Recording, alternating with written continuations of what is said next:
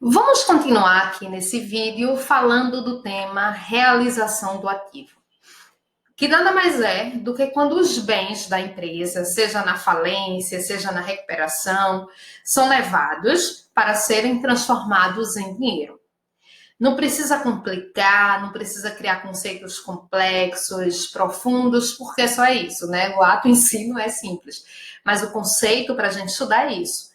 É que os bens da empresa sejam levados para serem vendidos e com esse dinheiro os credores eles vão ser pagos na medida do possível, do que seja possível, tá? Então o artigo 139, ele começa a introduzir os artigos aqui todos da Lei 11.101, ele começa a introduzir o tema, deixa eu vir andando aqui sobre esse nosso assunto, né? O artigo 139 ele começa a introduzir o tema, no artigo 140 nós temos a ordem das vendas, como a venda ela pode ser feita, primeiro se tenta o inciso primeiro, se não o segundo, se não o terceiro, se não o quarto. E aqui a gente estava falando justamente desse tópico aqui, do artigo 141, inciso 2º, em que eu dizia que isso era regra geral. O que é que a gente estava dizendo aqui, gente, sobre isso? Quando eu arremato uma empresa, uma coisa é, né, eu sempre brinco até nas condições normais de temperatura e pressão. Aí eu tenho que ver a sucessão de dívidas empresariais, trabalhistas, tributárias, numa situação normal. Mas aqui é quando eu arremato uma empresa que está falida. Eu estou fazendo, digamos assim, né? Claro que eu estou fazendo isso porque é bom para mim, mas é quase que um favor para aquela situação ali que os credores se encontram. Então, a lei ela tem que estimular esse tipo de arrematação e dizer, olha, você leva, mas deixe que os credores trabalhistas, tributários, acidentários continuam lá se engalfinhando no processo de falência, porque quando eu arremato essa empresa, eu arremato ela limpa, gente, de qualquer tipo de dívida. Ô, professora, mas os credores, eles vão, então, ficar nesse prejuízo? Não, é isso que eu estou dizendo. Então, a empresa lá falida, tá? Eu vou lá e arremato. Não já está correndo o processo de falência? Os trabalhadores, o fisco, não já está todo mundo lá no processo de falência? Eles continuam lá, mas eu vou arrematar e essa empresa, ela vem limpa. Isso é regra geral. Sempre que a gente fala regra geral, que é a disposição do 141, inciso 2º, é porque temos exceção. O disposto nesse inciso não vai se aplicar se o arrematante for. É uma questão de lógica, gente, aqui, tá? O que está disposto no parágrafo 1º. Se ele for sócio da sociedade falida ou sociedade controlada pelo falido. Então, veja, não teria muito sentido, né? Eu como sócia daquela empresa falida, uma empresa tem 500 sócios, por exemplo, eu vou lá e arremato os bens daquele, né, lá da realização do ativo em leilão, a gente vai ver como é que isso se dá. Então, nesse caso, eu não vou arrematar a empresa limpa. Vocês concordam que não teria sentido, já que ele é sócio da própria sociedade falida. Isso daí, não se espantem, quando o legislador ele chega a criar esse tipo de disposição, é porque se tenta fazer isso, sabe? Da própria empresa falida, brasileiro dá nó em pingo d'água, aquela história, né? Brasileiro tem que ser estudado pela NASA, o advogado brasileiro também, a gente, né? Aparece cada coisa.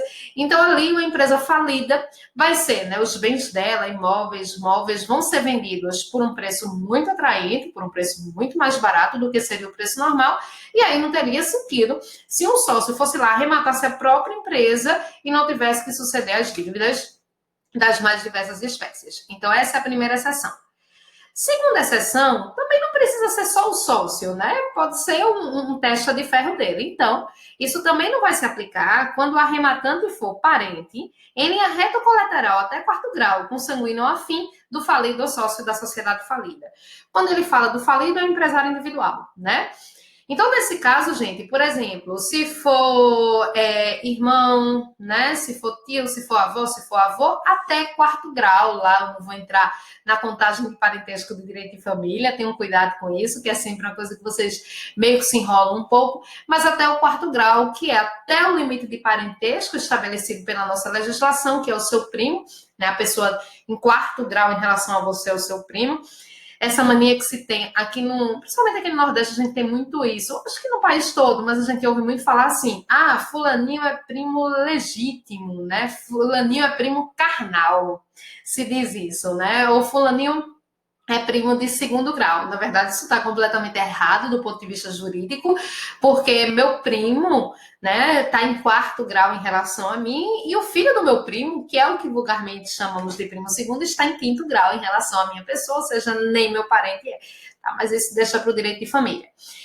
Também, né, aquela coisa do teste de ferro do laranja que a gente estava dizendo. Também essa regra não irá ser aplicada se aquele que arrematar foi identificado como agente do falido com o objetivo de fraudar a sucessão. Então, regra geral, no artigo 141, e aí, né, seus incisos, e no parágrafo 1º, exceção. Parágrafo 2º. Empregados do devedor contratados pelo arrematante vão ser admitidos mediante novos contratos de trabalho e o arrematante não responde por obrigações decorrentes do contrato anterior.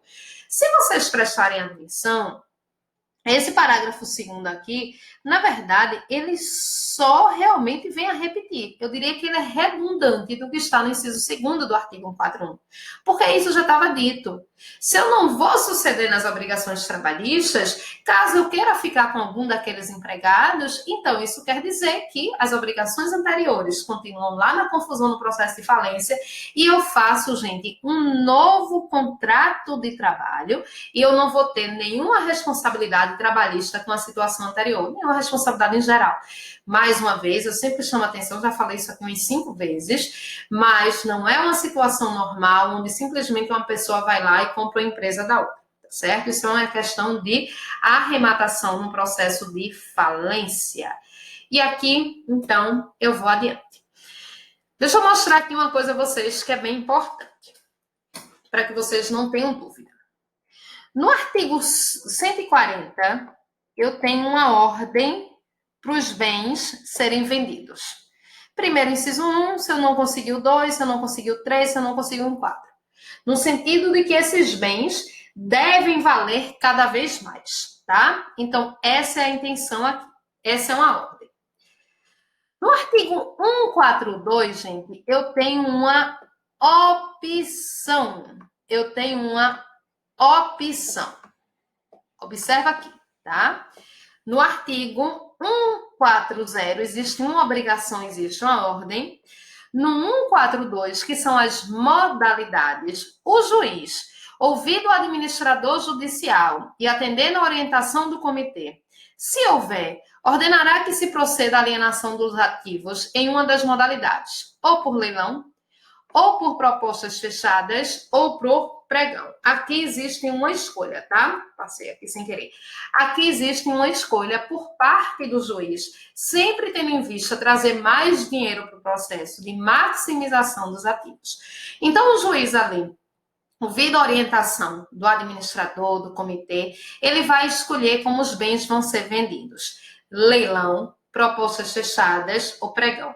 A gente vai passar a analisar cada um deles. Só quero chamar atenção para quem tem mais intimidade com o direito administrativo, que embora essas sejam nomenclaturas utilizadas na lei de licitação, está ouvindo falar, né, na lei do capeta, lei 8666, embora sejam utilizadas lá na lei de licitação, gente, o que é que acontece aqui? Não é a mesma coisa, até porque isso aqui não é licitação. Até o raciocínio, a razão de ser é um pouquinho parecida, mas o procedimento, a formatação do procedimento tem nada a ver. Então, você se separa aí daquilo que você sabe do direito administrativo. A gente vai falar de cada uma dessas modalidades, mas antes disso, 144, ele diz: havendo motivos justificados, o juiz pode autorizar, mediante requerimento fundamentado do administrador do comitê, modalidades de alienação judicial diferentes dessa daqui, tá bom? Então, a princípio essas, mas podem ser também autorizadas outras modalidades de realização do ativo. Se você me disser assim, professora, me dê exemplo dessas outras modalidades, eu não sei te dizer, porque na prática todo mundo só usa leilão. Na prática, ninguém nem usa essas outras duas. Mas, em tese, para efeitos de prova, ele pode sim determinar outras formas de realização do ativo. Aí eu quero parar agora com vocês, quero pedir que vocês peguem a lei de vocês para a gente ir tratando de cada uma dessas formas aqui. Eu vou pegar aqui o quadro em branco enquanto eu pego a minha lei. Vou ficar aqui embaixo e a gente vai conversando. Pega o teu artigo 142. Primeiro depois você vai ler todo o interregno de artigos de realização do ativo, depois que a gente acabar aqui do 139 até 148, tá? Aqui a gente vai destacar os mais importantes. Bom, primeiro eu queria chamar a sua atenção para o parágrafo 2º do 142. Ele vai dizer que a alienação dá-se-á pelo maior valor oferecido, ainda que seja inferior ao valor da avaliação. Então, sempre o maior valor oferecido, porque quanto mais valor, mais dinheiro, mais credores pagos, a gente já disse isso. Vamos começar pela primeira forma de venda. A primeira forma de venda é através de leilão. Então, através de leilão, artigo 142, a gente tem a primeira, e como eu estava dizendo a vocês, né, a forma que realmente é feita para realização do ativo. O leilão, ele está previsto aqui no parágrafo 7º, parágrafo 3º, onde é que eu tirei 7º? Parágrafo 3º desse 142 que estamos aqui. Gente, eu não vou, né, eu abri esse quadro aí para a gente ir falando de cada um desses procedimentos, mas percebam que a gente não tem o que escrever sobre leilão, porque vê o que diz o legislador. No leilão, por lances orais, aplicam-se no que couber as regras do CPC. Inclusive, ele ainda se refere ao CPC antigo, né? Você, obviamente, atualiza para o atual, a lei ainda não foi atualizada nesse ponto. No mais, tudo que você aprender em processo civil, né, sobre forma de arrematação, sobre leilão, você vai aplicar aqui. Por isso que a gente diz sempre que a nossa legislação de aplicação subsidiária mais relevante é o CPC, né? Por exemplo, quando a gente fala aqui em agravo, em apelação, eu não vou parar aqui para te ensinar um agravo, uma apelação, porque isso é processo civil puro. A mesma coisa aqui. O que você aprendeu lá em processo civil sobre leilão, você aplica aqui. Uma coisa que eu quero destacar, deixa eu sair daqui da imagem de novo, é o seguinte. O leilão, ele sempre se dá através de lances orais. Dessa maneira que o leilão ele é feito. Sempre através de lances orais. A letra fica feinha, mas dá para entender. Então é aquela coisa, gente. Quem ofereceu o maior valor leva, né? Sei lá, vou vender aqui um lote desses negócios de amarrar cabelo. Cada lugar isso se chama de um jeito. E aí quem dá um valor, a partir de tanto valor. Então, né, vão lá, aquelas pessoas vão disputando. Quem ofereceu o maior lance leva. A profissão de leilão, inclusive de leiloeiro, fazendo um parênteses, é uma profissão toda tutelada pelo direito empresarial. Inclusive, a pessoa precisa estar matriculada na junta comercial. É uma profissão muito rentável, viu, minha gente? Muito rentável, assim. Mesmo a profissão de leiloeiro. Essa é uma possibilidade. A segunda possibilidade, e a possibilidade que mais, né, já disse a vocês, é feita na prática. A segunda possibilidade, ela vem pelas propostas fechadas. Propostas fechadas que está prevista no parágrafo 4º. Enquanto que aqui eu tinha uma disputa verbal, oral, naquele momento, nas propostas fechadas, eu vou ter uma disputa fechada. Eu vou ter uma disputa fechada e por escrito. Tudo tem uma razão de ser, né? Por mais que às vezes a gente não entenda, mas tudo tem uma razão de ser. Daqui a pouco eu explico um pouco a vocês. Deixa eu ler aqui logo o dispositivo legal. O parágrafo 4º vai dizer: a alienação por propostas fechadas ocorrerá mediante a entrega em cartório e sob recibo de envelopes lacrados a serem abertos pelo juiz no dia, hora e local designados em edital, lavrando o escrivão auto respectivo, assinado pelos presentes e juntando as propostas aos autos de falência. Então, traduzindo isso aqui, o que é que acontece? Sai lá um edital que o juízo tal da vara civil, da vara específica, se houver, ou se não da vara civil, está vendendo um lote, por exemplo, né, o que está na moda agora de álcool em gel, tá? Um lote de 500 garrafas de 1 litro de álcool em gel. Cada pessoa que tem interesse vai pegar uma proposta fechada, uma cartinha mesmo, um envelope fechado e vai deixar lá em juízo.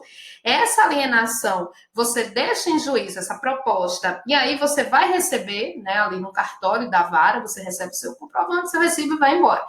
No dia marcado, gente, o juiz ele vai abrir os envelopes. E aquele que ofereceu a maior proposta, ele vai levar o bem. É interessante o procedimento, se você pensar direitinho, no sentido de maximização do ativo. O que é que isso quer dizer? Vê só. Digamos o seguinte, eu saio de casa, às vezes você quer muito, muito, muito, muito um bem. Eu saio de casa para comprar esse lote aqui, dessas piranhas de amarrar o cabelo. Imagina um bem de, sei lá, um bem de alto valor, um bem praticamente infungível. Aquela empresa, ela tinha no hall dela quadros de pintores famosos, já falecidos e tudo mais. Aí eu saio de casa dizendo assim, rapaz, eu quero muito aquele lote de, né, amarradores de cabelo. Como eu quero muito, eu estou disposta a dar um lance de R$ 100, digamos que seja leilão. Quando eu chego lá, o negócio começou em R$ 20, 22, 23, 28, 30. Aí eu digo assim, opa, eu saí de casa com a disposição de pagar 100. Mas eu tô vendo que no final das contas, se eu pagar 40, eu levo isso ainda. E tenho dinheiro de sobra. Então, aí entra a ideia das propostas fechadas.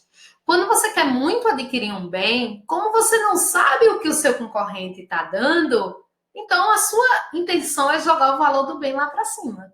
Porque você não vai ter essa possibilidade de discutir, eu dou 30, eu dou 35 e por aí, não. Então a ideia é de você já maximizar o valor do seu lance, aí combinando com o que falamos de maximização dos ativos. E a terceira possibilidade é através de pregão. O pregão, gente, nada mais é do que um mix. Ele é uma mistura, ele é um híbrido dessas duas modalidades anteriores. É bem interessante o pregão. Esse daqui eu preciso desenhar. Na verdade, eu abri isso daqui, era para desenhar essa parte do pregão, né? A parte do pregão, como é que funciona?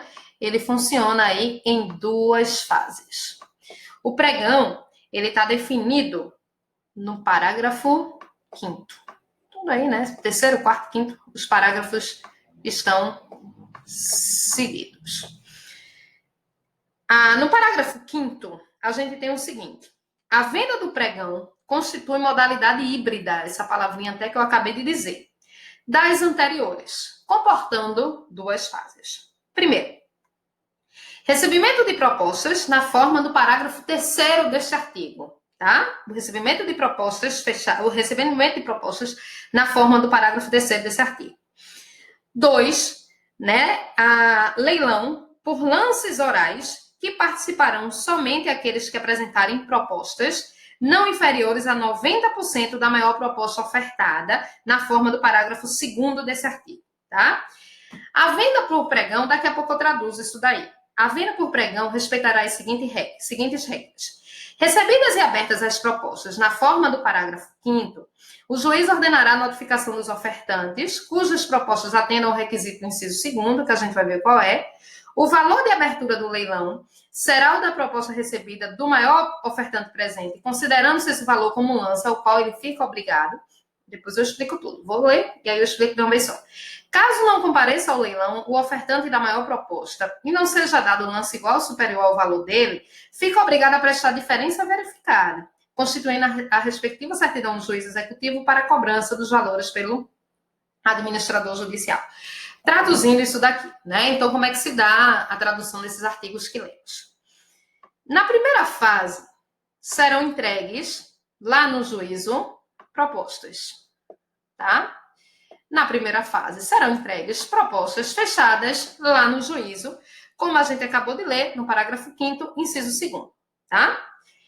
Aí, digamos assim, A, B, C, D e E. 5 pessoas. A ofereceu 70, B ofereceu 80 por aquele bem. Ficou bem riscado aqui. Deixa eu passar aqui, gente, para não ficar, vai ficar ruim de vocês enxergarem. Deixa eu abrir o quadro aqui de novo. Preciso apagar. Deixa eu apagar aqui. Pronto. É aquilo mesmo, mas deixa eu só colocar mais bonitinho, senão vai ficar muito riscado. Então, o nosso pregão, na primeira fase, eu terei ali as propostas fechadas, entregues em juízo. Então, digamos, como eu estava dizendo ali, eu tenho 5 pessoas interessadas. Ou quantas forem, né? Isso não interfere. Eu tenho 5 pessoas interessadas. A ofereceu 70, tá? Por aquele bem. Ninguém sabe quanto o outro ofereceu. B ofereceu 80. C ofereceu 93. D ofereceu 100. E E ofereceu 98. Pronto. Foram entregues as propostas nesses valores. Aí você diz, a professora fácil, D ganhou. Não, D não ganhou. Porque o procedimento não são propostas fechadas, o procedimento é o pregão. Essas propostas fechadas, conforme estão aí previstas no inciso 2º do parágrafo 5º, vão habilitá-los ou não a participar da segunda fase. Esses valores que aí estão, eles vão dizer quem vai participar ou não da segunda fase.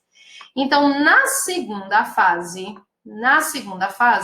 a gente vai para a fase de leilão.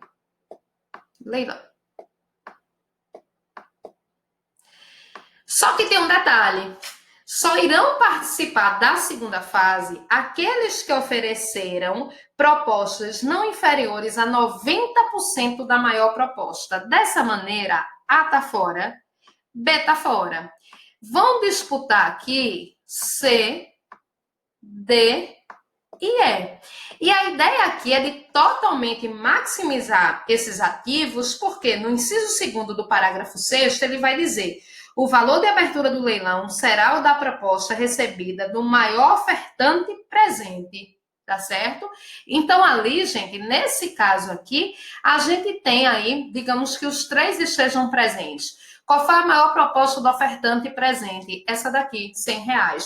Os lances orais, a disputa oral, vai começar a partir de R$100. Então, o interesse é total em maximizar os ativos. Professora, e se no final das contas, né, disputam e tudo mais e chegam, sei lá, em R$101? E se no final das contas, o que é que vai acontecer? Se D não cumprir e tal. Caso não compareça ao leilão o ofertante da maior proposta e não seja dado lance igual ou superior ao dele, ele fica obrigado a pagar essa diferença prestada. Pronto. Em qualquer dessas modalidades, parágrafo 7º, o Ministério Público ele será intimado sob pena de nulidade. Tá? É uma fase muito importante do processo.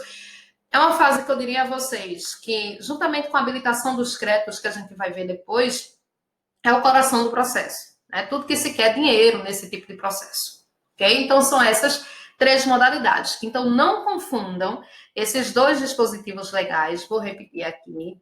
Não confundam que no artigo 140 eu tenho uma ordem, no artigo 142 eu tenho uma opção.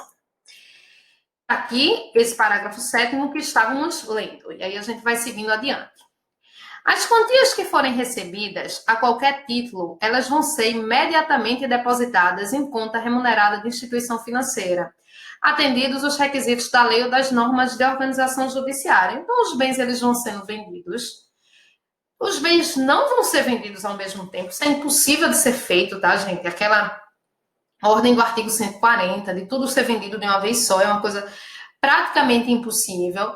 Então, cada dinheiro que for entrando, tá? Cada bem que for sendo alienado, cada dinheiro, minimamente, cada valor que for entrando, ou maximamente, né? Seja o valor mínimo ou máximo, esse valor ele vai ser ali guardado numa conta corrente atrelada ao processo, para que ninguém mexa naquele dinheiro. Tá certo? Aquele valor vai ficar ali guardado até que realmente o processo vá andando, os credores vão se habilitando, mas os bens foram vendidos para que não haja deterioração deles, tá? Conta corrente é modo de dizer, né? Na verdade é em conta remunerada. Conta remunerada, na verdade, é poupança, né? Porque conta corrente, essa é uma disposição de lei muito antiga, que já vinha da lei anterior, que meio que se repetia um pouco diferente agora, mas tem que ser numa conta que haja algum tipo de correção, né? Que no caso é poupança, que a correção é praticamente nenhuma, mas tudo bem.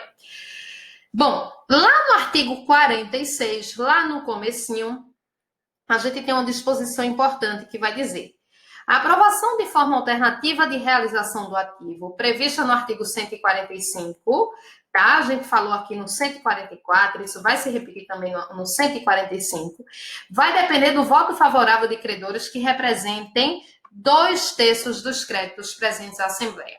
Na parte de assembleia de credores, a gente tem essa previsão, tá certo? A forma, quer fazer uma forma de realização do ativo diferente, vai ter que ter essa aprovação de 2/3 dos créditos presentes à assembleia. Para a gente ir terminando realização do ativo, eu coloquei aqui, gente, um julgado do informativo 671 de maio de 2020 do STJ sobre isso daqui, se voltando à recuperação judicial, né? A gente falou muito mais aqui nesse momento de falência, mas é um julgado que vale a pena a leitura. Na verdade, ele vai corroborar o que a gente está dizendo, mas eu quero informar vocês com esses julgados mais recentes. Recuperação judicial, alienação de unidade produtiva isolada, modalidades previstas pelo artigo 142. Regra, utilização de outras modalidades tem que comprovar a necessidade. Se você vai constituir ali uma outra modalidade de realização do ativo, tem que dizer o porquê, tá? Alienação de unidades produtivas isoladas, previstas em plano de recuperação judicial, aprovada, apenas pode adotar outras modalidades de alienação em situações excepcionais, que devem estar explicitamente justificadas na proposta, apresentadas aos credores, a despeito daquilo que está previsto lá no artigo 60 e 142. O inteiro teu está aqui, para que vocês possam fazer a leitura, certo? Mas, basicamente, a parte mais importante é a parte do destaque, o resumo ali de fato, né? Como a gente viu aqui, o que a gente colocou foi o 144, não foi? Deixa eu ver. O que a gente colocou. O 144, e isso vai ser repetido, né? Um pouco diferente no 145. Então, nesse caso, gente, pode haver outra modalidade de realização do ativo, mas precisa ser justificado. E para a gente terminar, né?